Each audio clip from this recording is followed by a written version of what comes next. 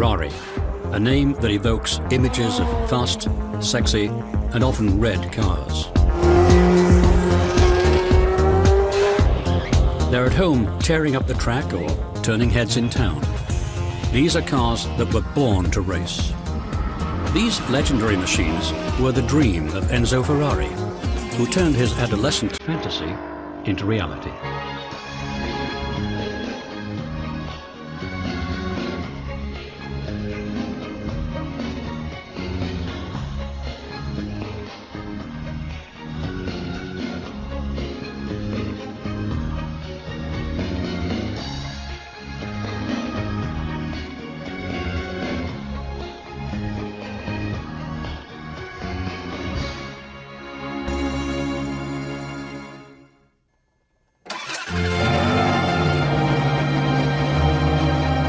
Ferraris are at the top of the automotive food chain. They occupy a rare realm of exotic cars that are built in small quantities. Like fine art, they're purchased by people who can afford to satisfy their passions. These are cars with racing pedigrees that sound as good as they look. It all began with the vision of one man, Enzo Ferrari. Ferrari fell in love with racing when he was just a young boy. It was an exciting sport that captured his imagination. It was thrilling being a spectator in the early days of the 20th century. People would line the roads to watch a race with no barriers between them and the cars. Whatever happened, you were right there. Ferrari was determined to remain at the center of this excitement throughout his life. But in 1914, the excitement of racing was pushed aside by war. The European continent exploded as the new technologies of the century were turned into killing machines. The simple joy of competition grew deadly. Enzo's brother Dino joined the military and went to work as part of the support crew for an Italian flying ace, Francesco Baracca. This aviation hero's symbol was a prancing horse. Ferrari would later use this as the logo for his cars. The war had a devastating effect on young Ferrari. He lost his father to pneumonia, and then his brother. Enzo was drafted when he turned 19, and ironically, for someone who would become famous for building exotic motorcars, he was assigned the duty of shoeing mules. He contracted pleurisy, and as the war ended, he was discharged. He joined the thousands of other former soldiers who were now looking for work. He was ready to find a way to take part in racing. The popularity of racing was starting to grow again, and Ferrari looked for an opportunity to become a driver. A small company gave this enthusiastic young man a chance to drive one of their cars. His career was launched. The little car that he drove was no match for the machines of the major manufacturers. He was gaining experience, but he wasn't winning. He needed to move to another racing team to get a better car. In 1920, Alfa Romeo asked Ferrari to join its roster of drivers. He wasn't destined to be a great driver, but he had the skill and desire to make a race team a success. He knew what made a good driver, how to get publicity, what makes a good car, and how it all fitted together so that races were won. Under Enzo's guidance, the Alfa Romeo team was built. These were some of the greatest drivers in the world. The team drove the crowds wild as they battled on the tracks of Europe. They won victory after victory. Unfortunately, Alfa Romeo's management decided that it had nothing more to prove. It withdrew from racing in 1932. Ferrari used this setback as an opportunity to grow his own racing team, the Scuderia Ferrari. Enzo took the stable of Alfa team drivers with him. Antonio Ascari, Achille Vazzi, Giuseppe Campari and Tazio Nuvolari started to win under Ferrari's prancing horse banner. One driver stood out among the rest, Tazio Nuvolari. He was the most talented and famous. He had an unorthodox driving style, and his pit stops turned into an emotional opera. His wild driving and charm endeared him to the fans. Winning endeared him to Ferrari. This team seemed to be unbeatable. Even though they weren't officially racing, Alfa kept providing the cars, and the drivers kept winning. By 1934, Alfa's motorsport reign was under attack. Mercedes-Benz and Auto Union launched an all-out effort to dominate Grand Prix racing. These two German teams fielded an array of stunningly fast new cars that were way ahead of the competition.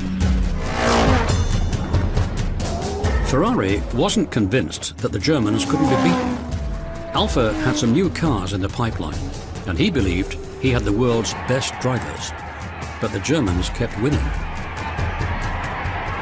The showdown would come at the 1935 German Grand Prix. The new Alfas weren't quite ready, but Ferrari had made some modifications to his 3-year-old cars that gave them more power. He pinned his hopes on Nuvolari to take on the Germans. Nuvolari drove flat out around the Nürburgring. He relentlessly pursued the leader, lap after lap. In the last moments of the race, he pulled ahead to take the checkered flag. This was a major embarrassment for the Germans, an indication that their dreams of dominating the sporting world might not turn out.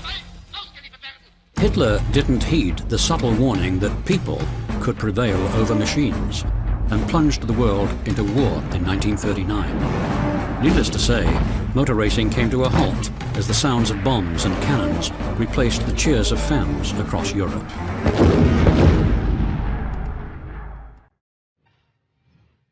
After the war, the European auto industry was in ruins. Ferrari retreated to a shop in Maranello and began to build his own cars. Finally, he had the opportunity to realize his dreams. He was free to make cars that incorporated everything he'd learned about racing. It would take 2 years of hard work to fashion the first Ferrari. The 125 rolled out in 1947, and the world took notice. Only 3 of these lightweight and fast cars were built. They were elegant and distinctive. The interior was bare bones. Just the essentials necessary for competition driving were included: bucket seats, a 5-speed gearbox, and a steering wheel.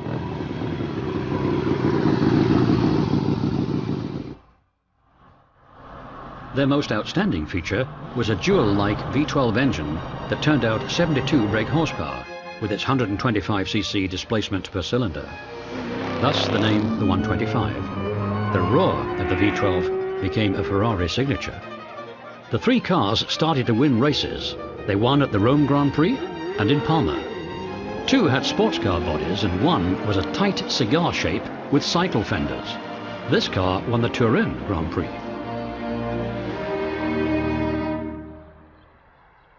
The cars were modified by boring out the engines to 166 cc's per cylinder. The Turin winner became known as a Type 166. The first car is thought to have disappeared, but the second car eventually ended up in the garage of a proud California collector. This is considered to be the oldest surviving Ferrari. It was raced in Argentina, but eventually made it back to Italy. After many years of racing, it was brought to America and restored. It set the stage for all Ferraris that followed.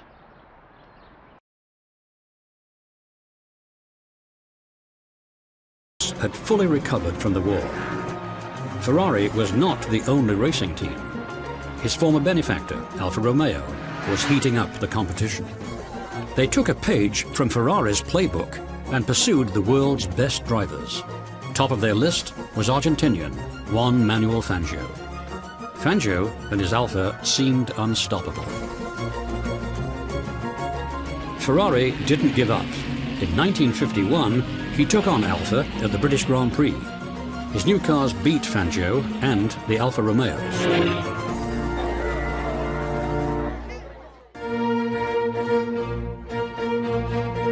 By 1953, Ferrari was on his way.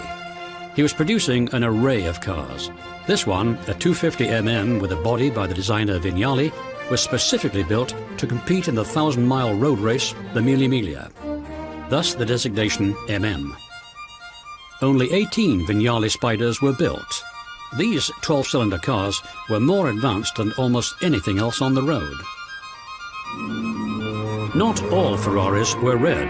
This 1953 375mm was painted in the pale blue and yellow colours of Argentina, where it was successfully raced from 1954 until 1957. Its 4.5-litre engine produced over 300 horsepower. It was capable of speeds in excess of 160 miles per hour. If you have a spare $3 million, this is the perfect car for historic racing. Ferrari constantly experimented. He was never satisfied. He thought he needed a lighter engine and tried 4-cylinder engines, like the one in this 1953 500 Mondial. The cars came in different shapes and sizes. Stylists like Pininfarina made Ferrari's cars so beautiful that people stopped just to stare at them. While interested in beauty, Ferrari was driven and determined to win. He produced road cars only to make money so he could be successful at racing. His passion and determination paid off. Ferrari was winning. In 1952 and 53, Alberto Ascari took the team to the winner's circle in every race they entered. Ferrari had become bigger than life, the giant legend to go after. But his old nemesis, Mercedes, had revived its racing efforts and was poised to topple Ferrari. They hired Fangio away to pilot their powerful machines. Fangio could average 120 miles per hour in a race and demolish the competition. Mercedes and Ferrari were pushing the limits of what could safely be driven on the tracks of that era. A string of accidents horrified the public. Alfa alone lost 3 drivers. Then in 1955, a Mercedes veered off the course at Le Mans and tore through the crowd. Over 80 spectators died. This series of tragedies prompted Alfa Romeo, Lancia and Mercedes-Benz to withdraw from Grand Prix racing. This left the field wide open for Ferrari.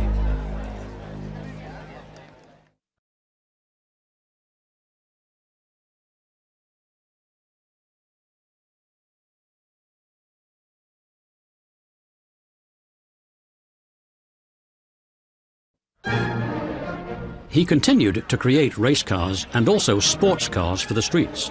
These kept the factory doors open and gave enthusiasts around the world cars that were fun to drive. Even though some of these cars are worth over $1 million, many owners still love to take them out and push them to the limit. The Ferrari company recognized this and launched the Ferrari Historic Challenge, a series of races for semi-professional and gentleman drivers. The cars are divided into 3 categories: single-seaters, drum brakes, and discs. Initially, races were just for the rarest Ferraris with a competition past. But in 1999, the series was expanded to include Maseratis as well. This not only increased the number of entrants, it added a little taste of historic rivalry.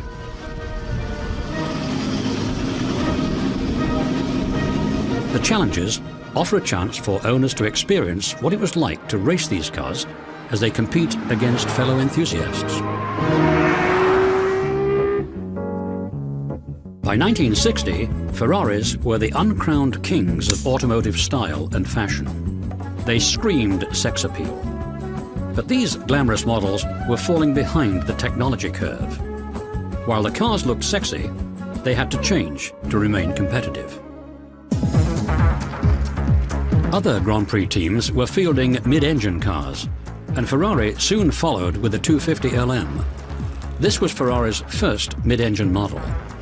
He had to produce 100 of these in order to compete in the production sports car class. He only built 40, but he convinced the sponsoring organization, the FIA, that the 250LM was just the latest variation of another car series. As a result, he qualified. Ford and others, like Carroll Shelby, protested.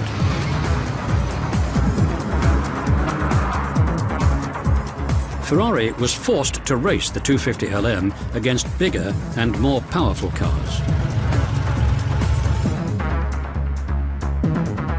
Henry Ford II was taken with the audacious Enzo Ferrari and his cars. Ford wanted to compete in European racing and decided the easiest way to do this was to buy Ferrari.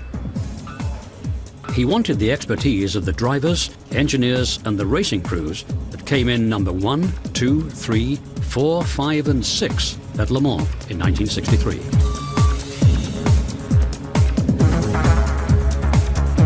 Ferrari was interested in having Ford's enormous resources at his disposal. Negotiations proceeded. Ford flew to Italy to sign the contract, but Ferrari had one question: who would make the final decisions? When Ford said it would be him, Ferrari showed the visitors the door. Ferrari just couldn't give up control of his company, especially racing.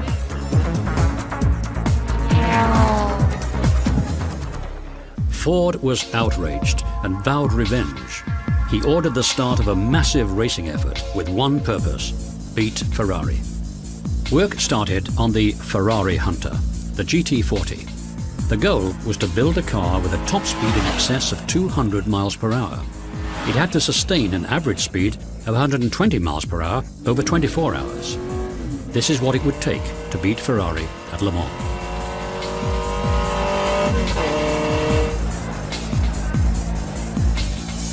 The sleek and aerodynamic Mark I GT40 used an engine from Ford's Indianapolis race cars. It looked good, but there wasn't time to sufficiently test it before Le Mans. In June of 1964, it was time for the first face-off. 3 GT40s arrived to race, but none finished. Ferrari came in first, second, third, and fifth.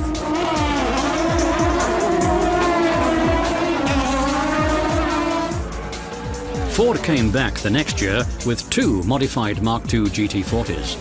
Both cars dropped out.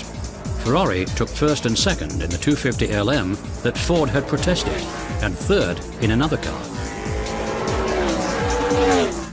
Ford hoped Carroll Shelby could lead them to victory. He was told to do whatever it took to beat Ferrari. It's rumored that Ford had spent almost $1 billion on the GT40 program. He let Shelby know that money was not a problem. In 1966, he came back to Le Mans, determined to win. The cloudy weather and rain showers were ominous portents for Ferrari.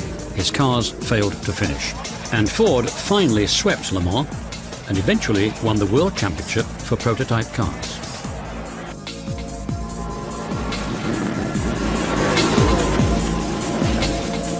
Ford finally knocked Ferrari off the podium. Enzo Ferrari knew that he would need the deep pockets of a major manufacturer to continue to compete. In 1969, he made a deal with Fiat that allowed him to retain control of his racing efforts and gave him the money to race. He had to relinquish total control of the road car side of his business, but it was well worth it to stay in the game. Fiat invested in modernizing the manufacturing and development of the cars. They were still largely hand-built, but Fiat wasn't in business to win races and sell cars as a sideline. The focus shifted to increasing the volume of sales. It was a time of fervent development. When a television show, Magnum PI, featured a red Ferrari 308, the cars became even more famous. They couldn't stand still.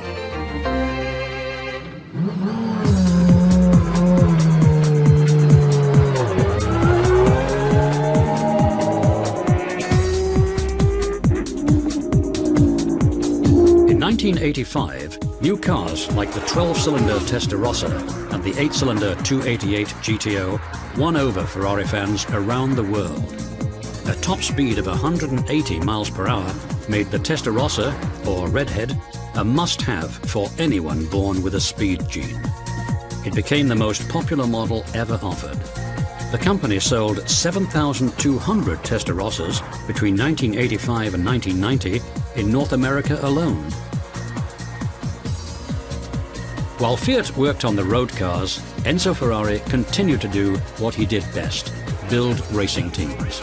He attracted Mario Andretti, Niki Lauda, and other drivers who became gods to Formula One fans. Racing wins helped the Ferrari legend grow. It's been said that in Italy, Ferrari was more famous than the Pope. 1987 marked the 40th anniversary of Ferrari's first car, and the company celebrated with the release of the F40. This mid-engine car was reminiscent of the 250 LM and gave customers the feeling of what it was like to drive a race car. The F40 incorporated many features perfected in Formula One racing. The body was made of composite materials, reinforced by carbon fiber and Kevlar. The doors only weighed 3.5 pounds each. The F40 was the culmination of everything that was Ferrari. Sadly, this would be the last new car that the 90-year-old Enzo Ferrari would see. He died in 1988. While Ferrari had died, his memory lived on. In 2002, the company revealed a tribute to its founder, the Enzo. Ferrari was coming off a remarkable string of victories, and they wanted to celebrate with a car that was like a Formula One racer. The result, the Enzo, looks like it was made for the track. Its 6-litre V12 engine and carbon fibre interior are evidence that it was built to race. This ultra-high-performance car doesn't come with a stereo, cruise control or GPS, but its 218 miles per hour top speed is pretty entertaining. But only 349 people will have the privilege of owning one.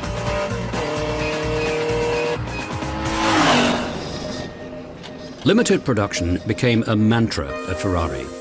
Trying to build as many cars as possible could affect quality and tarnish the company's reputation. They'd build only as many cars as they could do well. Since there were more potential buyers than vehicles, this would also help to keep the prices up. People craved the hand-built touches, the painstaking attention to detail, and the stunning performance. All Ferrari hallmarks.